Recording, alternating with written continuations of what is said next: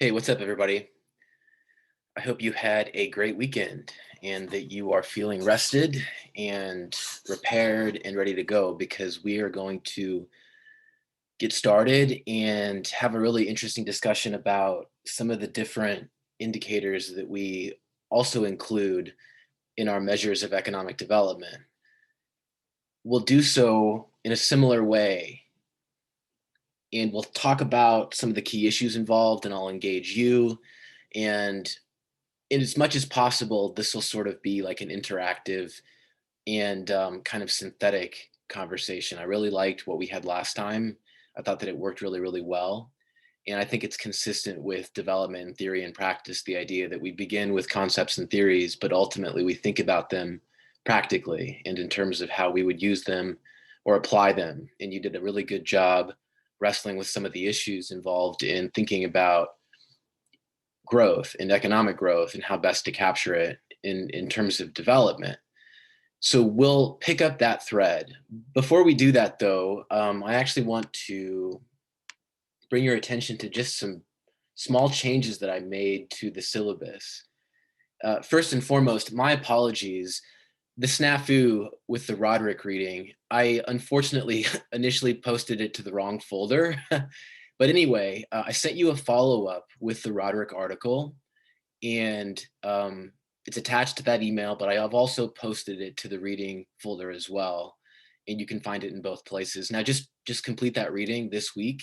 Ideally, you'll have that done maybe by Wednesday, or many of you maybe have already completed it, but do read the entire reading. I was able to find a newer version of the article that doesn't include some of the technical components that the earlier version did. So this reading is a nice one because it sets the stage for much of our subsequent discussion of development theory and understood specifically in terms of economic development. Now, I also want you to read a few more chapters of the Jared Diamond book, Guns, Germs, and Steel. And upon review, I discovered that we could squeeze in a little bit more from that reading and it wouldn't be too cumbersome. So in this case, it's just, I think, like 15 or 20 more pages, 35 or so total. And I think that's pretty reasonable given that it's a very readable text. In addition, I also, let's see, what else? I want you to read a little bit more from the James Scott book, Seeing Like a State. It deals with the relationship between state and society. Now, I've posted all these readings. There's one, the Gandhi piece, that I'm still working out, but everything else is posted, and you should be able to access those whenever you'd like. Some of you may want to print them. Others undoubtedly would like to use the PDF.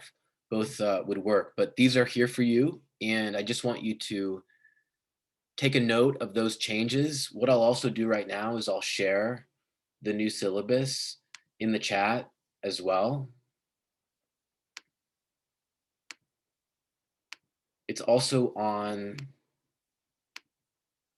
cat courses too.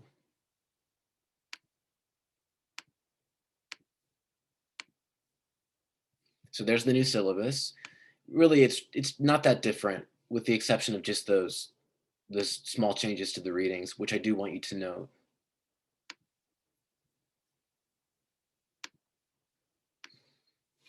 Okay, everybody.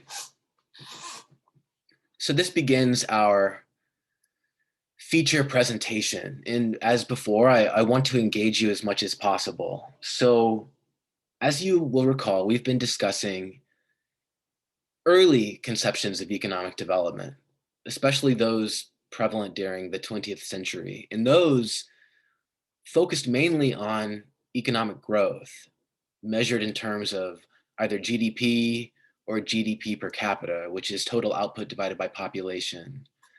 And we talked about how these different measures individually do capture important components, but that they're sort of different in that the per capita measure, of course, gets to the individual level, beginning with the same total output. The GDP measure sort of looking at the aggregate, the whole, as one student put it. Now, these are different measures of income and measures of income levels. And these income levels can then be useful for categorizing countries.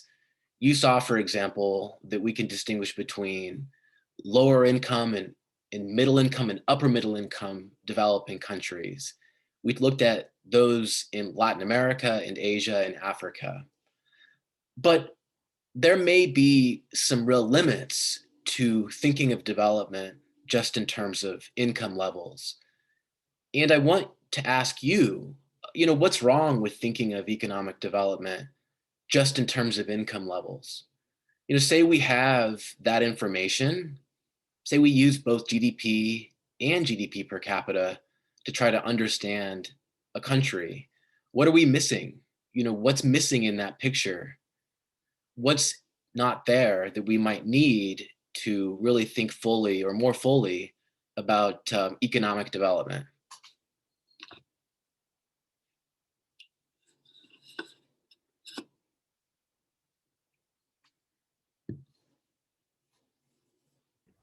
Well, I raised my hand, but I think a couple things that would be wrong with it. One, you look at resources and what they have available, and I think more importantly are institutions and how they control the resources and the development of the economy, not so much just the people's income. Okay, so sorry, Max, I didn't see your hand there, but I'll try to pay more attention to that. Thank you for your input. So there certainly are questions about like, what about their political institutions? And what about the organization of society and how maybe that income is used? And this is an interesting comment because it gets to some other dimensions of development that are obviously very relevant and that we need to take into consideration. It's also important to think about what Max said when he commented on how these resources are maybe being used or distributed. That's an interesting angle that I want us to parse and look at further. Maybe coming back to this kind of framework of economic development and thinking about the economy and how it impacts development or what we conceive of as development. Is there anything missing here that someone might want to add? Is there anything missing that's not included in GDP or GDP per capita with regard to economic development or those economic dimensions of development? Maybe something like social welfare. Just because people are making a lot of money doesn't mean that they're like necessarily healthy or like have access to healthy things. So something along those lines as well. So there's certainly a role for social indicators of development and well-being and maybe mortality, life expectancy, access to resources, access enjoyed by different sectors of society, and whether or not some groups are more or less able to acquire or obtain what they need to live a dignified life. We're getting really close here. I love this. There certainly is a missing piece here, both political and social, but I would actually suggest that there's even something missing when it comes to the economic development angle as well. Looking at GDP and GDP per capita doesn't capture the full picture of economic development. If we're talking about, strictly speaking, economic dimensions of development, there are some other components or some other indicators that might get at what we think of and we associate with that concept of development. And we're getting really close here. And both our examples, both Eduardo and Max, emphasize that there might be, for instance, inequalities of access, or the distribution of these things might be uneven or not likely to promote development in the big picture. Now that's really interesting. That gets to something that's really important here that we haven't quite put our finger on just yet. So Rady is getting very close. Rady says the levels of poverty among the population. Okay, all right, we're beginning to kind of get to the very center of this here. Ernie says technological advancements.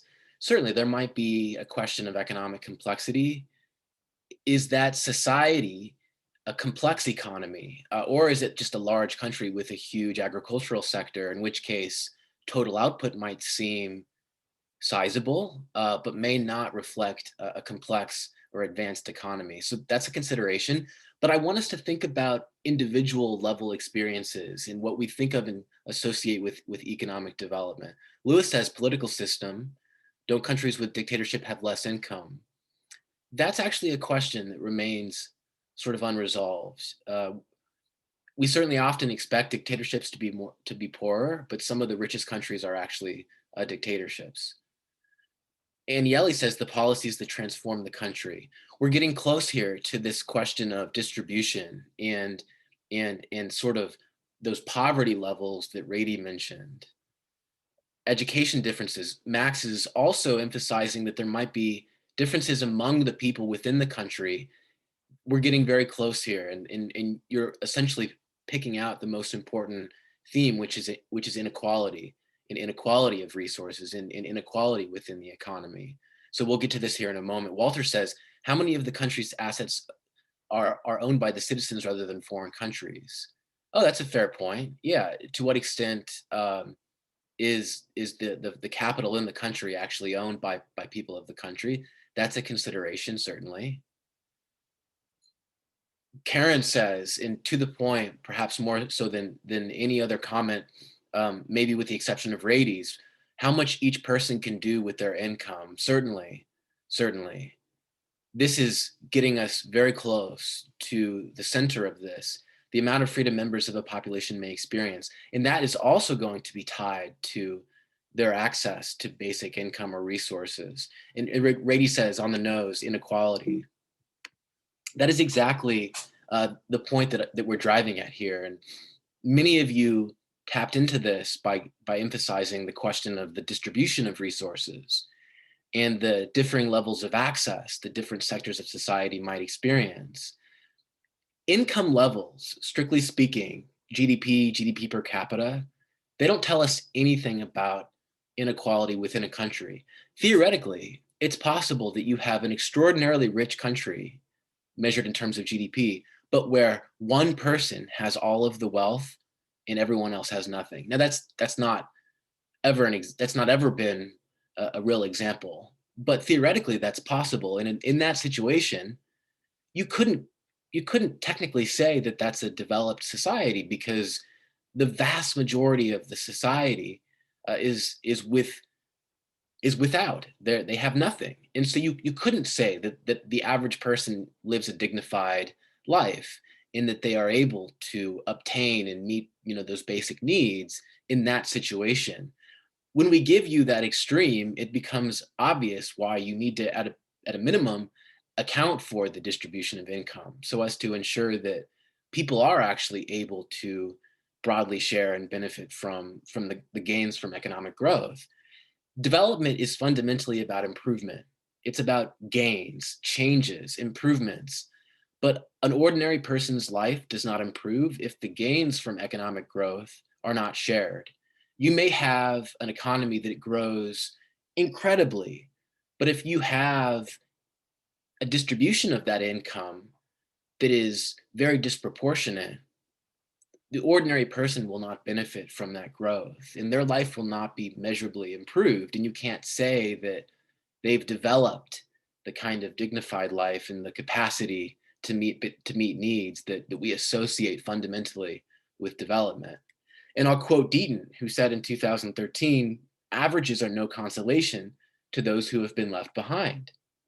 That is to say, it means nothing to those who have nothing if those at the very top are able to obtain all the fruits of economic growth.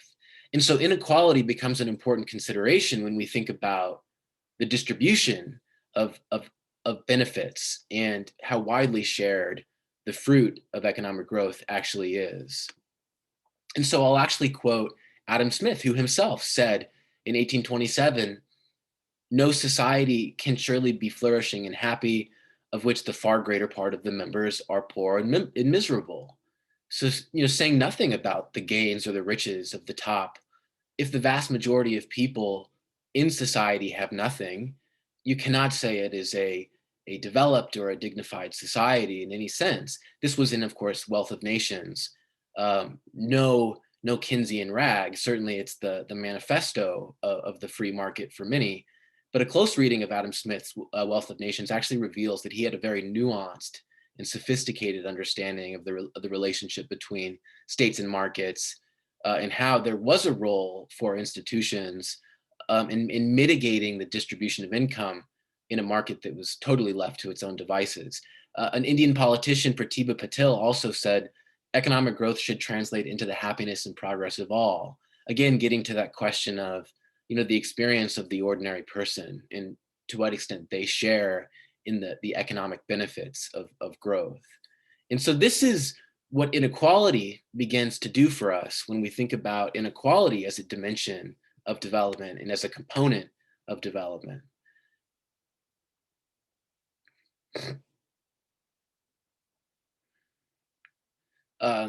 Lewis, so poor countries do have natural resources, but rich countries do too. The difference is that poor countries sort of disproportionately rely on the production and the export of their natural resources because they haven't yet advanced or developed industries that create finished products. So developed countries typically are resource reliant in terms of their economies, to answer your question. Now, in terms of inequality, we have one way of measuring it that seems to stand above all, and that is the Gini coefficient. The Gini coefficient is a numerical measure of inequality ranging from 0, which is theoretical total equality, where everyone in society has an equal share, to 1, which is theoretical total inequality, where one person has everything and everyone else has nothing. Now, in practice, no society has ever been totally equal, and in practice, no society has ever been totally unequal. But there are significant variations across time and space in the extent of inequality in a society. And so even from 2007 to 2014, you could witness significant reductions as well as significant increases in inequality depending upon where we're looking. And these are OECD countries. This is the collection of rich countries. This collection includes both Chile and Mexico, which is interesting considering that those are countries with very high levels of inequality. So take a look at Chile, for example. Although they've reduced inequality measurably since 2007, they still have a Gini coefficient that's about 0.48 or 0.49, which is a very, very high level of inequality. That compares to a country like, say, Iceland, which is at around 0.24, so about half of the inequality that Chile has, sort of all else being equal.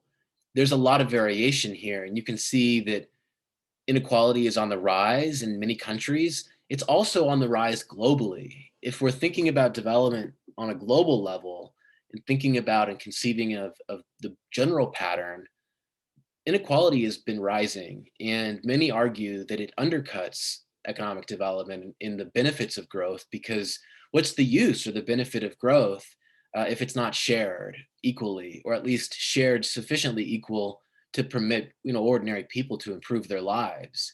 And some argue that not only is it moot for the economy to grow if it's not shared relatively equally, some might even say that growing inequality is going to be disastrous because it can undermine trust and faith in institutions, and it can foment a lot of disorder and ultimately sow the seeds of destruction.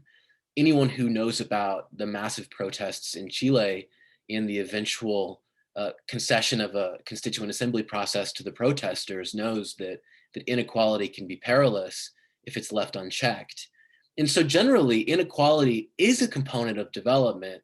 It's a component that is necessary for us to understand the experience of the average person and to what degree they are able to meet basic needs, and they are able to hone those capabilities that we associate with development, and that Sen talks about as indicative of freedom as development. So inequality becomes very important. I'm going to take a look at the chat here because I think that there may be a comment here. Happiness doesn't correlate with any economic growth. Interesting that they both had happiness in their quotes. That's an interesting point, Walter. It's been shown that Latin America is actually the place that is the happiest. And the growth rates have often been dismal in Latin America, with the exception of about 20 years between the mid 2000s and, about 2000, 2015, roughly speaking. But I think that the point of these quotes is to say that development uh, requires some equality, or it requires reducing inequality at least. This is 2016 data, Ernie. So there might be newer data. There certainly is newer data on a country level, but the reason that I use this graphic is because it organizes it pretty neatly and it shows you the change over time. I haven't seen anything like this or any graphic or any newer graphic. I'm sure that there might be a newer one, but this is relatively new. It's 2016. It gives you a sense of the patterns and it shows you how we can use the measure. But if you do go to OECD, you can find newer data and you can take a look at countries or regions that you select.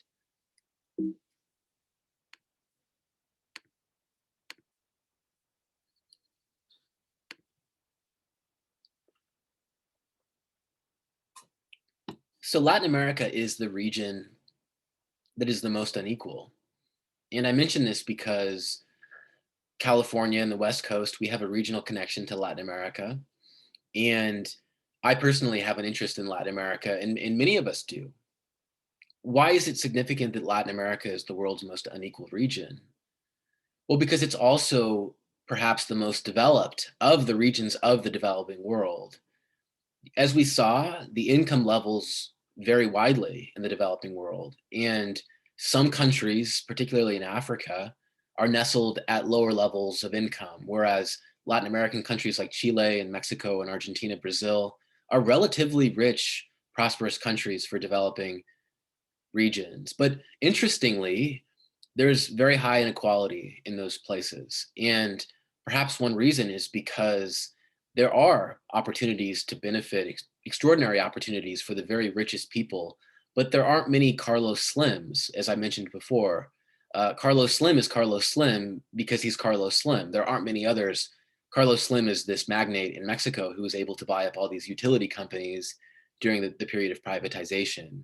And it's a good example of how in a developing country, there are good opportunities to get rich through these sorts of things if you're a rich person. But overwhelmingly, people in these countries still struggle to meet some of those basic needs. The middle class is getting larger in a country like Chile, but they still have very high levels of private debt, and there are still many, many poor people, and levels of poverty are still relatively high.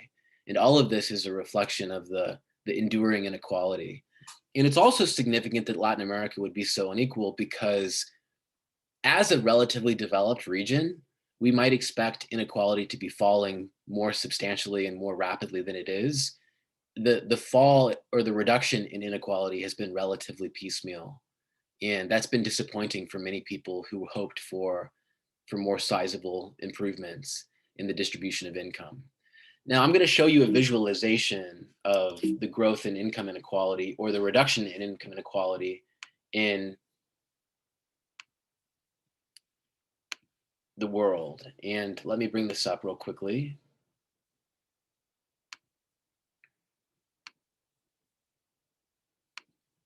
Venezuela does have very high inequality. It does. But it's an exceptional case because it's a socialist economy and it's different than many of the other countries in that it's not growing. And so it's difficult to understand what income is being generated and where it's going. So what you're seeing is economic inequality measured by the Gini coefficient in 1979 for all these countries. And if we press play, you can see that between 1979 and 2015, there is relatively substantial change. In the first place, Africa shows up in the data for the first time. And by 2015, we have some sense of where many of those developing countries are. But if you play it again, you'll notice that sort of disappointingly, Latin American countries haven't really changed that much. They kind of remain stable where they are in terms of the distribution of income. And the United States as well doesn't change much. And not only that, but if we were to look at the change since 2015, you would see increases in inequality. And inequality is on the rise. I'll play this one more time. And when we show you this, we see in vivid display what that looks like in real time and how it can either remain relatively stable or even increase despite increasing growth rates. This is one of the most important points of all. Without measuring inequality, we don't have any sense of knowing how the benefits of economic growth are distributed. So when we look at this, we find out that in many places, despite growing economies, many people haven't necessarily seen their own incomes grow correspondingly. Many ordinary people haven't benefited necessarily proportionally to the economic growth.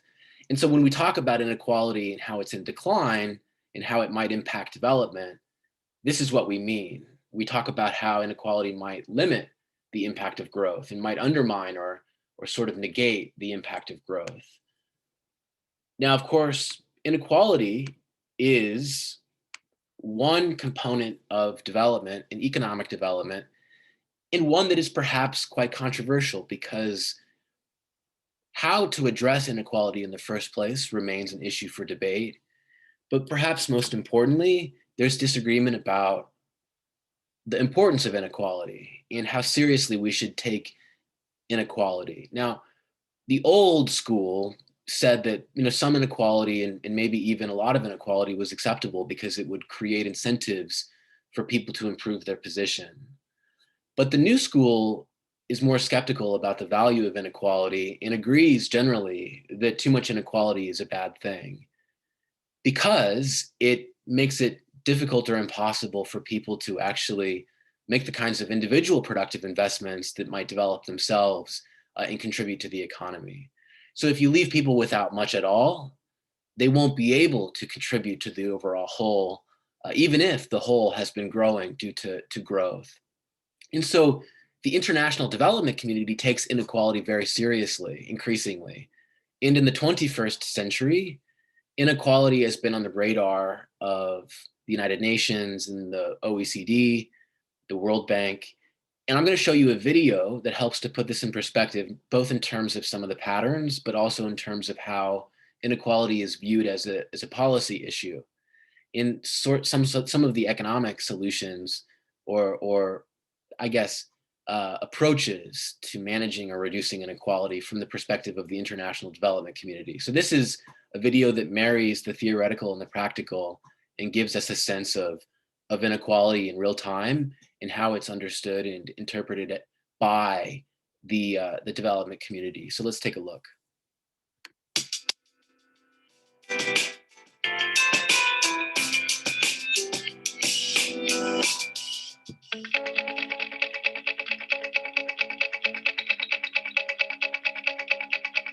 Inequality is rising worldwide.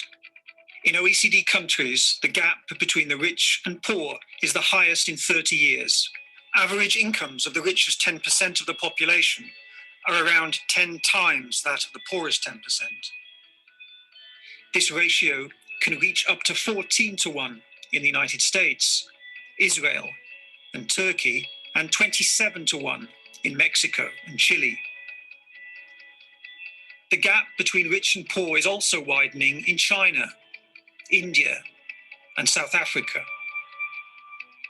It is clear the benefits of economic growth do not trickle down to all.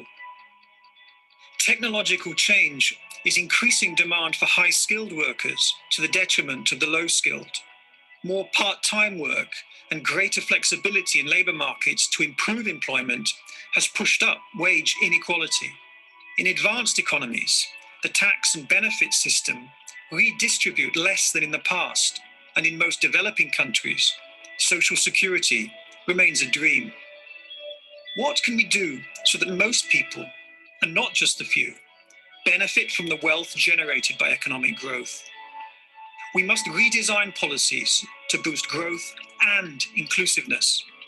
This means reforming taxation, education, and labour markets to ensure both fairness and efficiency. The OECD has a role to play in getting governments to think and act cohesively, to understand how policy in one area can have an impact in another.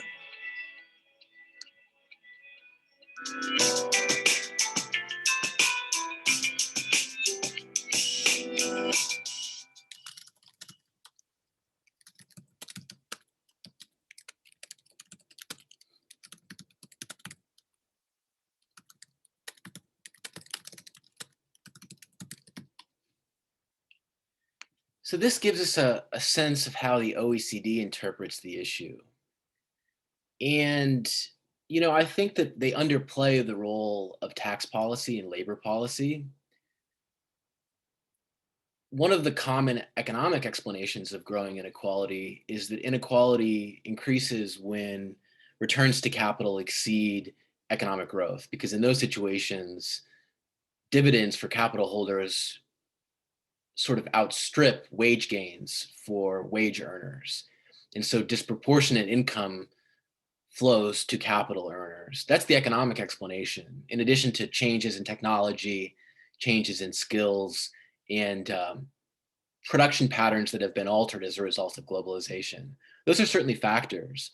But in political economy, we focus on politics as well. And it's indisputable that tax reforms and really policy drift, as it's often been called, the failure to update policies, explains a lot of these changes.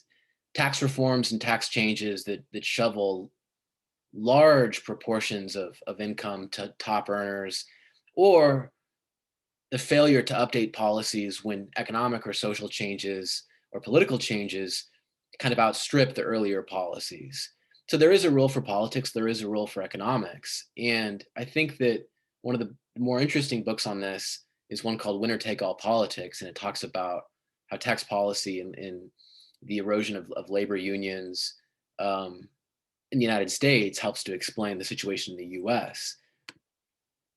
I want to ask you, and I've created a poll to this effect, when we begin to account for inequality, which measure is more important to the concept of economic development? If you had to choose one, which one better captures or more fully captures that sense of development or that sense of improvement or change or growth, that sense of economic improvement that we associate with development, GDP per capita or the Gini coefficient? And so I'm going to launch this poll.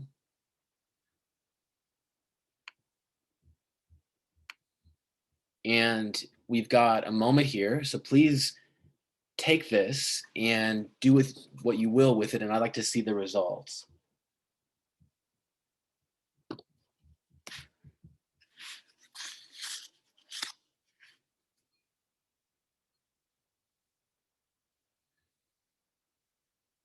It's very close.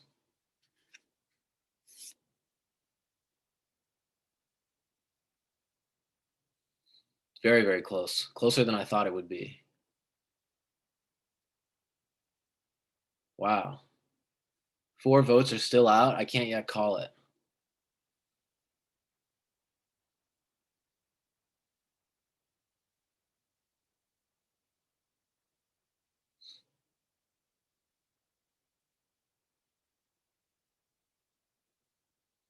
Three votes are still out. It's very close.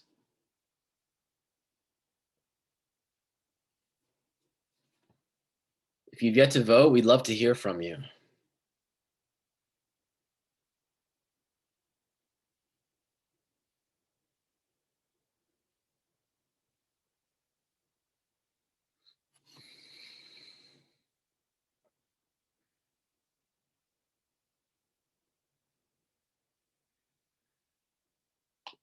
If one more vote comes in, or 2 more votes come in, I can probably call it. We're just about done here. 2 more votes are still out. I still can't call it though. The Gini coefficient has the lead. It's close though.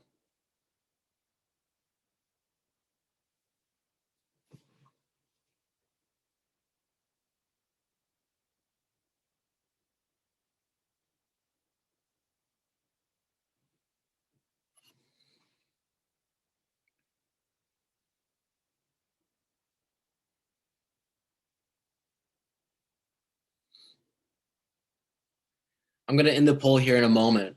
If you've yet to vote, please vote. It's very close, and I don't think we can call it yet if you haven't voted. So please vote.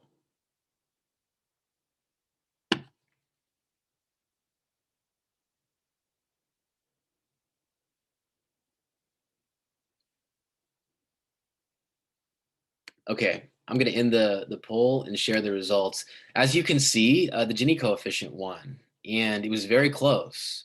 12 of you, or 46% of you, voted for GDP per capita, and 14 or 50%, 54% of you said the Gini coefficient.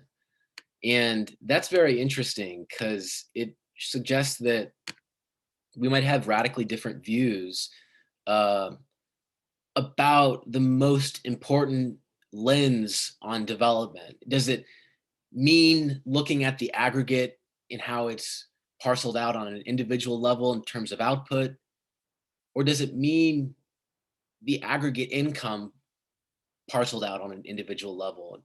Thinking of development in terms of the actual income or financial means of the ordinary person. It looks like more of you say that development is better captured by looking at inequality and ultimately looking at the income or the distribution of income within a society. If we're understanding development as human capabilities, it seems like some of you, or maybe more than half of you, think that income becomes critical to developing those individual capabilities. And that's interesting because it means that before we ever get to the social or the political dimensions of development, there's a role for income in creating a foundation for obtaining other ends. And that does then establish an important role for economic development as a component of development. And after all, it was the first component, and any conception of development should place economic development either at the center or at some important place within that concept. But before we continue, I'd like to hear from anyone who wants to comment or share why they said that either GDP per capita or the Gini coefficient was a more important lens on economic development. Can someone just talk to us a little bit about why they picked one or the other?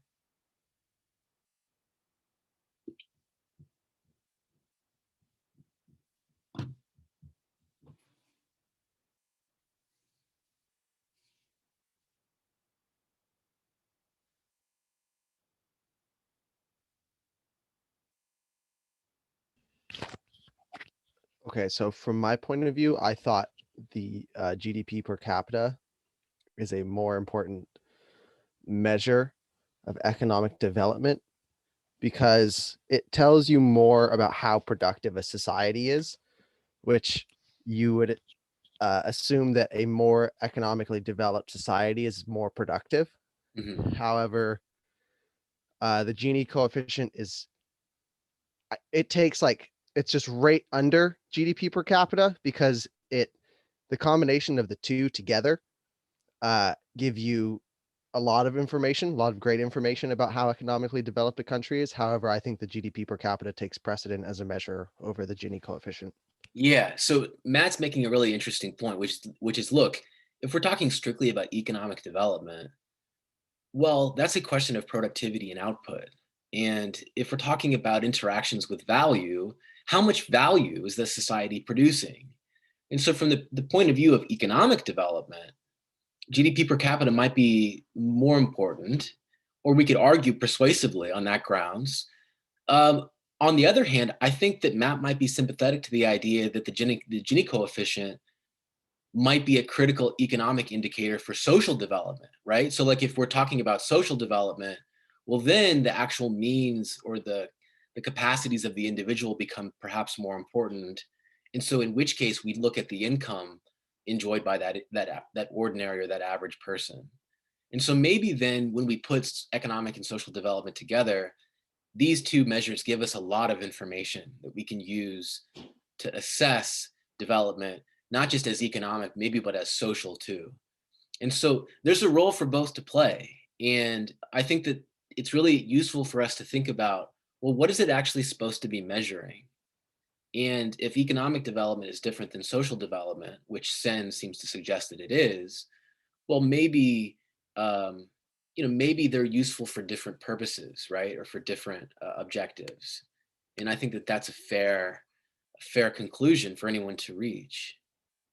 Rady says GDP per capita seems to capture economic development from an income point of view.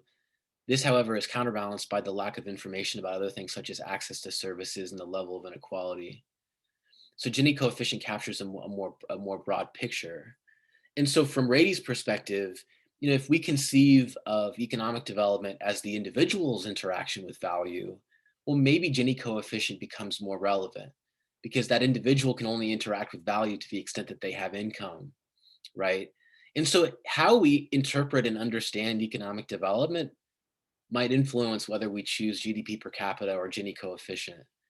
But ultimately, in the real world, we don't have to necessarily choose, right? We might use both of these for different purposes or to different ends. And what I want to suggest to you is that at a certain point, we can't do that much with just income information. Even with the Gini coefficient, the GDP per capita measure, and GDP, there are still things that we just can't do and that we miss out on. The picture is not complete, especially if what we mean when we say development is not just the whole, but also the experience of the individual. That sort of individual and personal experience in the extent to which the ordinary person's life has improved or become more dignified. And I want to ask you, what's wrong with thinking of development just in terms of income information? What do we not get when we just think in terms of GDP or GDP per capita or Gini coefficient?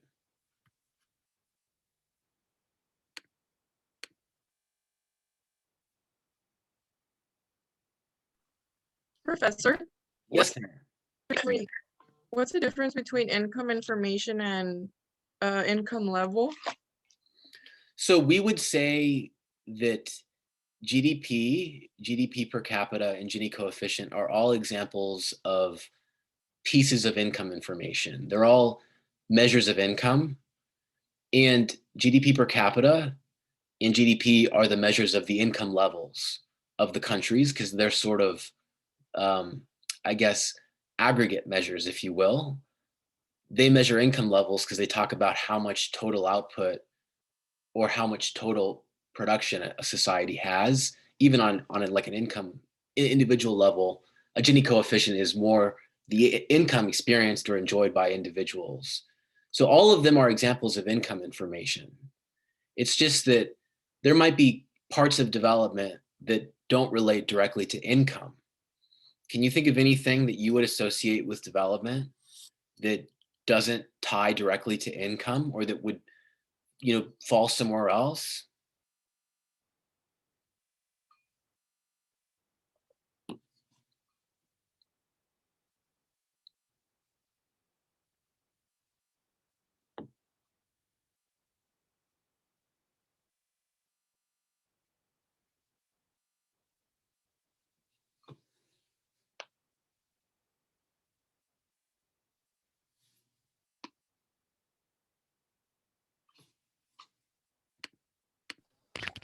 I think a big issue of thinking of development in terms of income information is that not every aspect of what you want to develop society to be will have a market price on it. So income is useless when something that you want you can't purchase, essentially. So you like maybe if you measure if a something to help you measure development is how happy and fulfilled the lives of the citizens of a country are, that can't be that doesn't have a market price on it. You can't purchase that. It doesn't matter your income, you can't buy it.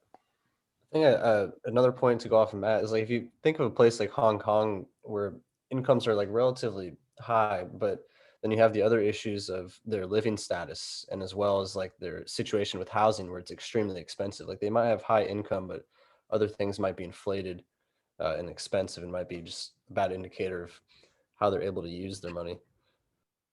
Good, good. You're really getting to some of the key assumptions in that early economic development perspective that saw development purely in terms of income information. Remember how I told you that the 20th century was characterized by this kind of view of development as purely economic, right? All good things would follow from economic growth.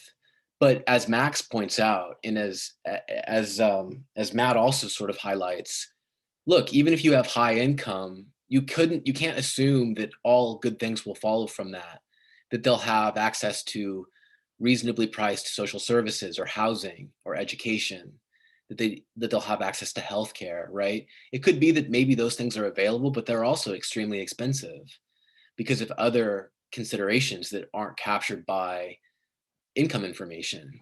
And so that early body of theorizing in that early body of economic development practice assumed, look, if you grow your income and you grow your economy, those other things will fall in place. You will have affordable housing, you will have education.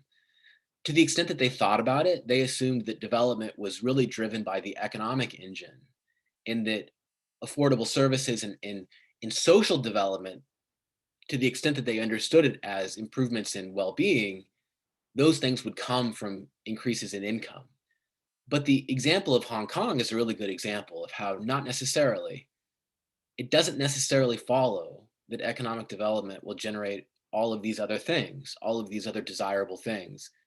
It doesn't necessarily follow that people will become healthier or they'll become better educated just because the income of the country rises.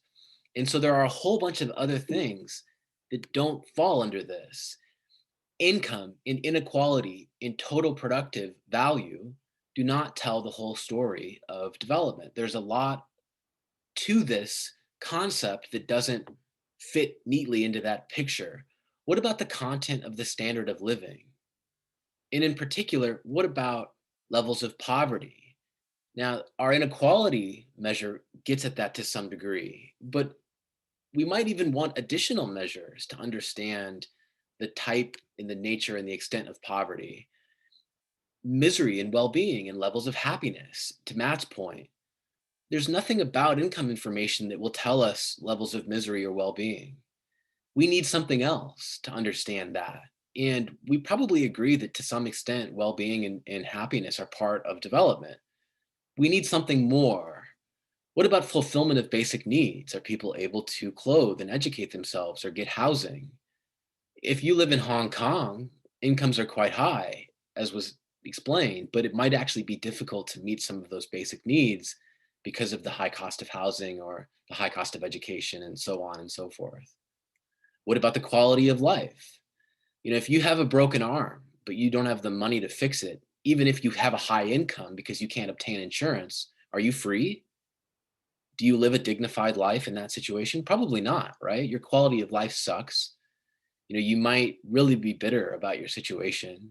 You might feel trapped, and you probably wouldn't feel developed.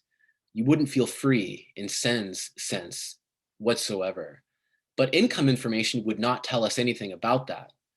So we clearly need something else. We need some other piece of information or some other set of information to capture this concept of development in a more robust way.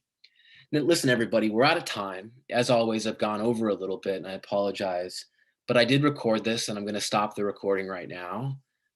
Thank you for participating and engaging. As always, we will pick up where we left off on Wednesday, continuing our discussion of dimensions of development and patterns and concepts. So thanks again, and I hope that you have a lovely remainder of your day, and I'll see you next time.